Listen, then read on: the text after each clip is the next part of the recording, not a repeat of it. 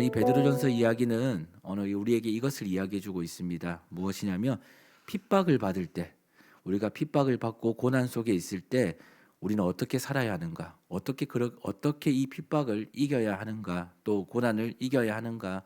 또 어떻게 핍박과 고난 속에서 하나님의 뜻하심을 또 그 뜻이 무엇임을 알고 살아야 하는가? 이것을 오늘 본문은 이 베드로전서는 우리에게 이야기하고 있습니다. 사실 우리의 삶을 보면 예수를 믿는 순간부터 참 예수를 믿기 전인가 비교를 해볼 때 예수를 믿을 때가 더 많은 핍박과 때로는 어떤 고난들이 더 많이 있었음을 우리의 인생을 돌아보면 그렇게 이해될 때가 있습니다. 실제 그렇죠. 고난이 예수를 믿으면 없을 줄 알았는데 예수를 믿으면 이 핍박이 주변으로부터 외부로부터 오는 이 핍박들이 없을 줄 알았는데 그것을 또 하나님께서 해결해 주실 거라 믿었는데 우리의 삶을 돌아보면 되려 예수를 믿는 순간부터 엄청난 고난, 생각지도 못했던 핍박들이 우리의 삶에 있을 때가 더 많다는 거죠. 예수를 믿기 때문에 당하는 고난들이 있다는 것입니다. 그런데 성경은 이렇게 이야기해요. 고난이 우리에게 유익이다라는 이야기를 합니다. 사실 이해가 안 되죠. 고난이 우리의 삶의 유익이다. 이것을 말씀하신 그 하나님께서 우리의 삶에 과연 이것이 왜 유익인지 사실 그것을 우린 이해하지 못합니다. 그런데 분명한 건 이 고난의 시간이 지났을 때, 이 핍박의 순간들이 지났을 때, 끝까지 주님을 믿는 믿음 안에서 나아갔을 때 우리의 삶에서 이것을 깨닫게 되는 날이 있다는 거죠. 결국 하나님은 이 고난을 통해서 우리에게 무언가를 만들고자 이 고난을 통해서 우리에게 무언가를 다시금 하나님의 뜻하심대로 우리의 삶이 나타나고자 또 우리가 우리의 삶을 통해서 하나님의 그 뜻이 이루어지고자 우리에게 때론 이 고난과 핍박이라는 것을 허락하신다는 겁니다. 결국 우리가 이해해야 될 것은 뭐냐면 하나님이 허락지 않는 고난은 우리의 삶에 없다. 우리의 삶에 하나님이 허락지 않는 핍박 또한 우리의 삶에 결코 임할 수 없다라는 것을 우리가 믿을 때 하나님의 그 섭리, 하나님의 계획은 우리의 삶에서 믿음으로 볼 수 있다라는 것입니다. 오늘 이 말씀 또한 베드로는 이 베드로와 함께했던 이 성도들에게 이것을 이야기하는 거예요. 수많은 핍박, 사실 이들이 겪었던 아주 처참했던 핍박은 어떤 거냐면 오늘 봤던 사람이 내일 볼 수 있다는 보장이 없는 거예요. 이 지금 현재 일어나는 이 여러 가지 핍박 속에서 오늘 그들이 봤던 지체가 내일 볼 수 있다는 확신이 없는 겁니다. 이런 순간 속에 그들은 살았고 그들은 오늘 이런 순간 속에서 두려움 속에 그들은 지금 이 성경 이 말씀 안에서 그들의 인생을 살아가고 있는 것이죠. 그런데 그들에게 오늘 베드로는 요청하는 겁니다. 무엇이냐면 바로 어떻게 예수를 믿는 사람으로 살 수 있는가? 세상 속에 일어나는 핍박 속에서 수많은 갈등이 너희들에게 있을 거고 지금 두려움이 있을 거고 너희들 또한도 속에 분노가 올라올 건데 이 정말 말도 안 되는 순간으로서 고통당하는 이 자리에서 많은 감정들이 있을 건데 이때 너희가 어떻게 살아야 되는지 이때 우리 성도로서 예수님의 부르심을 힘입고 주의 인자하심을 맛본 사람들로서 어떻게 살아야 되는지를 오늘 본문은 이야기해 주고 있죠. 오늘 베드로는 첫 번째 요청을 그들에게 이렇게 이야기합니다. 오늘 본문 1장 22절에 이렇게 이야기하죠. 그들에게 이렇게 이야기합니다. 지금 말도 안 되는 상황인데도 그들이 어떻게 살아야 하나님께 영광 돌리는 것인지를 이야기해 주고 있죠. 22절에 이렇게 얘기합니다. 너희가 진리를 순종함으로 너희 영혼을 깨끗하게 하여 거짓이 없이 형제를 사랑하기에 이르렀으니 마음으로 뜨겁게 서로 사랑하라. 네. 오늘 베드로가 그들에게 했던 첫 번째 요청, 말도 안 되는 오해로 말도 안 되는 억울함 속에서 받는 핍박으로 그들이 지금 분노할 수도 있었고요. 두려움에 떨고 있는 그런 순간에 그들로 하여금 베드로는 이것을 하나 요청하는 겁니다. 무엇이냐면 진리를 순종함으로 지금 이 순간 더더욱 하나님의 뜻하심에 순종함으로 너희 영혼을 깨끗이 하여 거짓이 없이 형제 사랑하기를 마음으로 뜨겁게 사랑하라고 이야기합니다. 결국 사랑이죠. 사랑하라고 얘기합니다. 예수님이 가르쳐 주셨던 가르침, 정말 내 이웃을 내 몸과 같이 사랑하라고, 하나님을 사랑하고 내 이웃을 내 몸과 같이 사랑하라. 성경에서 말하는 사랑의 핵심은 두 가지거든요. 하나님을 사랑하고 내 이웃을 내 몸과 같이 사랑하라. 근데 예수님이 하나 더 여기서 덧붙이죠. 바로 원수를 사랑하라는 거예요. 당시 이스라엘 백성들에게 있어서 사람들에게 있어서 이 원수를 사랑한다는 개념은 사실 그렇게 구약 시대에 볼 때는 있지 않았던 개념입니다. 왜냐하면 이 모세의 오경을 통해서 모세를 통해서 배운 상식은 뭐냐면 바로 눈에는 눈, 이에는 이죠. 눈에는 눈, 이에는 이. 이 말은 뭐냐면요. 내가 눈을 다치면 상대방이 눈으로 대가를 치르는 겁니다. 내가 이를 다치면 그 상대방의 이로 대가를 치르는 거죠. 그러니까 결국에는 사랑, 이게 그 이상의 것을 우리의 마음은 사실은 누군가가 나를 해했을 때 우리의 마음은요 그 이상으로 갚아주고 싶어하는 아주 그런 무서운 마음이 있습니다. 그렇죠. 만약에 내 자식이 누군가로부터 다쳤다 해봅시다. 그렇게 됐을 때 우리 부모로서 어떻게 마음을 먹을까요?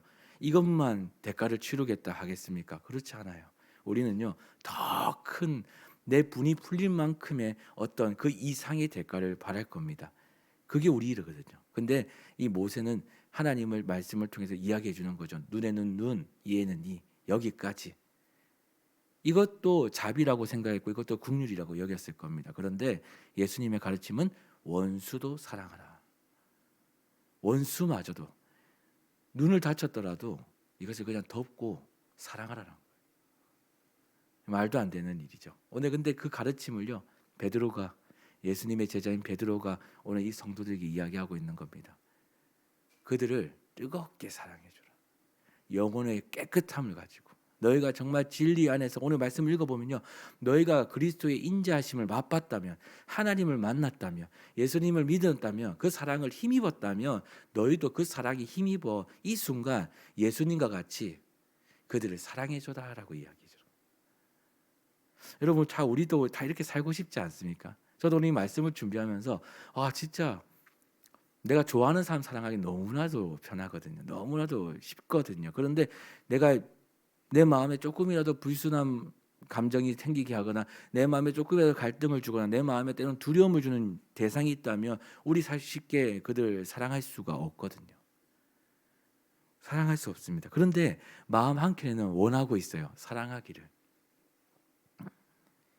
정말 우리가 소망하는 거, 우리의 신앙생활을 할 때 우리 다 이거 소망할 거거든요. 뭐냐면 우리는 날마다 변화되고 싶고 성장하고 싶어 합니다. 우리는 늘 성장하고 싶고 변화되고 싶어 하죠. 말씀을 들을 때는 이 말씀이 정말 내 삶에서 일어나기를, 그렇게 내가 그 말씀대로 변화되기를, 또 기도할 때는 하나님의 강력한 은혜가 내게 임해서 내 안에 모든 것이 하나님의 것으로 변화되기를, 정말 다 깨끗하게 이 기도하는 대로 오늘 말씀 주신 그 말씀이 내 안에서 다 되어서 나도 정말 이 말씀과 같이 사랑할 수 있는 힘이 내 안에서 일어나기를, 오늘도 내 안에서 그런 은혜가 있기를 우리 다 소망하는 거죠. 그런데 너무 속상한 것은 그렇게 말씀을 들어도 그렇게 기도를 해도 실상 우리의 삶은요 쉽게 변하지 않는다는 거예요. 이게 참 아이러니한 거죠. 그렇게 말씀을 듣고 그렇게 기도를 하는데도 우리의 삶은 쉽게 변하지 않는다. 왜 그런가? 왜 그런가? 여러분 머리로는 너무나 잘 아는 이야기지만 또 지식으로는 또 너무나 잘 알고 있는 이야기지만 우리가 이 말씀에 따라 또 이 기도하는 모든 내용에 따라 우리의 삶이 바뀌지 않는 이유는 무엇일까? 그는 바로 이것입니다. 우리가요 이런 생각을 할 때가 있다는 거예요. 왜냐하면 이 정도만 하면 된다라는 그런 스스로 자신의 신앙을 단정 지을 때가 있다는 거죠. 이런 겁니다. 우리가 오늘 본문 1장 23절을 보면 이런 이야기를 하거든요. 너희가 거듭난 것은 썩어질 씨로 된 것이 아니요 썩지 아니할 씨로 된 것이니 살아있고 항상 있는 하나님의 말씀으로 되었느니라라고 이야기해요. 결국 우리가 거듭나고 우리가 예수님의 사랑으로 날마다 변화될 수 있는 그 힘은 뭐냐면 우리가 이 세상의 어떤 것, 그러니까 영원한 것이 아닌 썩어질 것으로 우리가 변화되었던 적이 한 번도 없다라는 겁니다. 한마디로 이전부터 지금까지 영원히 살아있고 항상 있는 하나님의 말씀을 우리는 변화되었다는 것을 우리는 사실은 알고 있고 때로는 무의식 중에 그것이 되었다는 것을 인지하고 있는데 때로는 이것을 까먹을 때가 있다는 거예요. 우리가 당연히 말씀으로 변화되었다고 알고는 있는데 이것이 사실 내 삶에서 그렇게 많은 것을 느끼면서 이것을 붙잡고 우리가 살았던 적이 그렇게 많이 없다는 겁니다. 내가 변화된 거는 우리가 때로는 우리 스스로가 속을 때가 있거든요.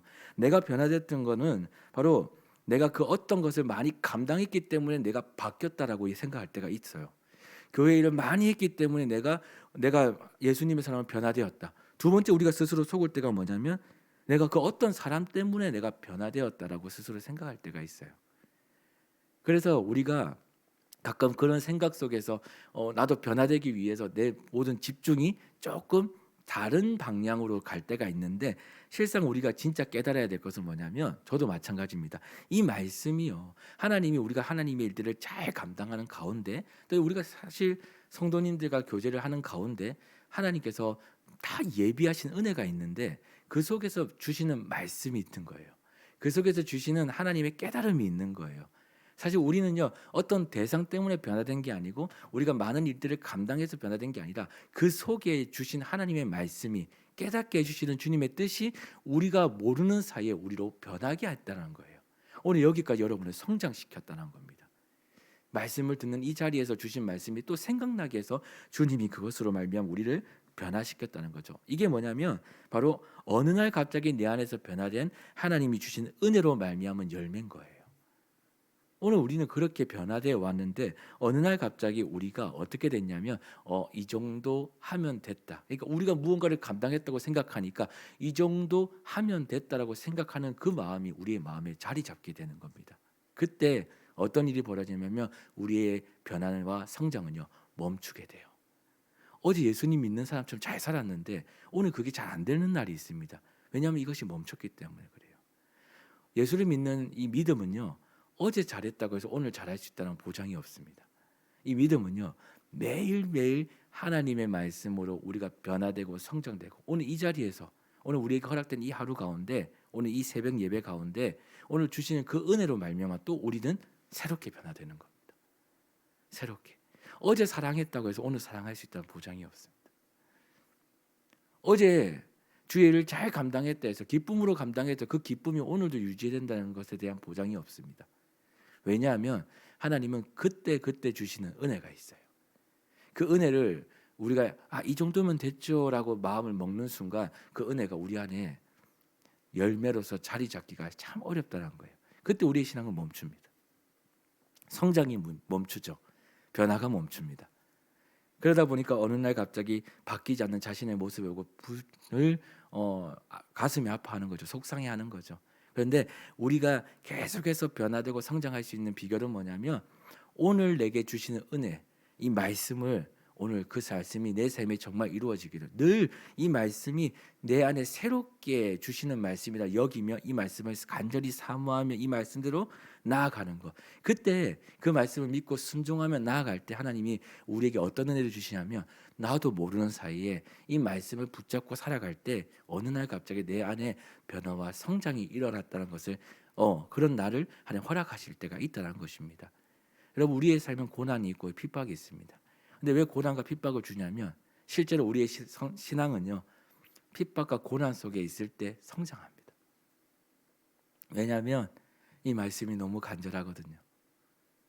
그때야말로 하나님이 정말 간절하거든요. 그때야말로 내 안에 약함을 진짜 보게 되거든요. 내가 예수를 믿는 사람인지 아닌지 스스로 어떤 사람인지를 구분할 때가 그때거든요. 고난이 왔을 때, 핍박이 왔을 때. 근데 오늘 이 베드로전서와 전서를 보면 베드로와 함께했던 이 성도들은 참 대단합니다. 그들은 오늘 본문 1장 22절에 보면요. 너희가 진리를 순종함으로 너희 영혼을 깨끗하게 하여 거짓이 없이 형제를 사랑하기 이르렀으니라고 얘기해요. 이건 과거형이죠. 이미 그들은 그렇게 살았답니다. 이 순간. 오늘 내일 어떻게 될지 모르는 이 순간. 오늘 옆에 봤던 내 지체가 내일 어떻게 될지 모르는 이 순간. 나도 어떻게 될지 모르는 이 순간.